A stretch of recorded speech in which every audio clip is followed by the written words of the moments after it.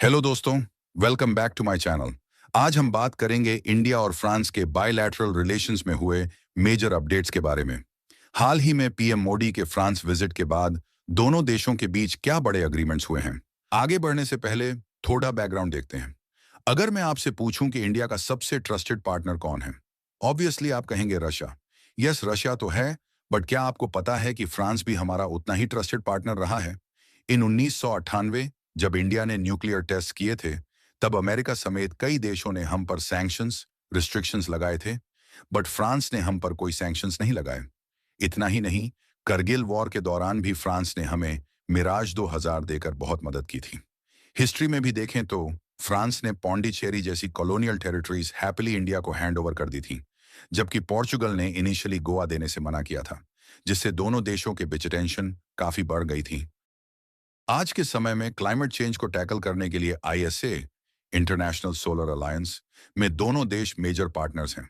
और डिफेंस की बात करें तो फ्रांस से हमने राफेल जैसे एडवांस फाइटर जेट्स इंपोर्ट किए हैं। तो ये तो था बैकग्राउंड। चलो अब देखते हैं पीएम मोदी के फ्रांस दौरे से क्या मेजर आउटकम्स निकले हैं। सबसे बड़ा अपडेट है डिफेंस सेक्टर में। According to SIPRI, India world का दूसरा लार्जेस्ट आर्म्स इंपोर्टर है। इस इंपोर्ट को कम करने के लिए हमें इंडिया में ही मैन्युफैक्चरिंग, प्रोडक्शन और रिसर्च एंड इनोवेशन को बढ़ाना होगा। इसीलिए इंडिया ने फ्रांस से 114 राफेल जेट्स खरीदने का प्रपोज किया है। अगर ये डील डन होती है तो पहली बार राफेल फ्रांस के बाहर यानी इंडिया में मैन्युफैक्चर होगा। अराउंड 94 राफेल इंडिया में बनाने की बात चल रही है। इसी के साथ एक और मेजर अपडेट है। आपको पता है, इंडिया ने तेजस और AMCA जैसे फाइटर जेट्स बनाए हैं, बट लीडिंग कंट्रीज जैसे अमेरिका, चाइना और यूरोपियन कंट्रीज के बीच छठे जनरेशन फाइटर जेट्स बनाने का कंपटीशन चल रहा है। फ्रांस और जर्मनी की डील ब्रेकडाउन होने के बाद अब फ्रांस इंडिया के साथ मिलकर 6th जेन फाइटर जेट बनाने पर बात कर रहा है। ये को प्रोडक्शन इंडिया के लिए नेक्स्ट लेवल इंजीनियरिंग के डोर्स ओपन करेगा और ह्यूज एम्प्लॉयमेंट जनरेट करेगा। सिर्फ डिफेंस ही नहीं, और भी कई सेक्टर्स में बड़े फैसले हुए हैं। AI, आर्टिफिशियल इंटेलिजेंस, दोनों देश एक जॉइंट वर्किंग ग्रुप बनाएंगे जिसका नाम होगा IFAI, जो AI के रिसर्च एंड डेवलपमेंट पर साथ काम करेगा। स्पेस, इसरो और फ्रांस की स्पेस एजेंसी CNES ने एक लेटर ऑफ इंटेंट साइन किया है।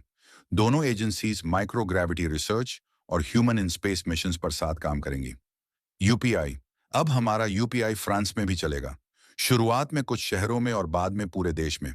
एजुकेशन, 2030 तक 30,000 इंडियन स्टूडेंट्स को फ्रांस में पढ़ने के लिए इनवाइट किया गया है। साथ ही पीएम मोदी ने फ्रेंच यूनिवर्सिटीज को इंडिया में अपने कैंपस एस्टैब्लिश करने के लिए इनवाइट किया है, जिसे हमारी न्यू एजुकेशन पॉलिसी NEP भी अलाउ करती है। हम सबको एक बात ऑब्जर्व करनी चाहिए। पिछले कुछ डेकेड्स में जो स्ट्रैटेजिक पार्टनरशिप सिर्फ ट्रेड और डिफेंस तक सीमित थी, वो अब इनोवेशन, रिसर्च, AI, एजुकेशन और स्पेस तक पहुंच गई है। दोस्तों, आपको क्या लगता है, इंडिया फ्रांस रिलेशंस का फ्यूचर कैसा होगा? कमेंट्स में जरूर बताएं। वीडियो इंफॉर्मेटिव लगी हो तो लाइक करें और चैनल को सब्सक्राइब करें। मिलते हैं नेक्स्ट वीडियो में। Have happy learning to all.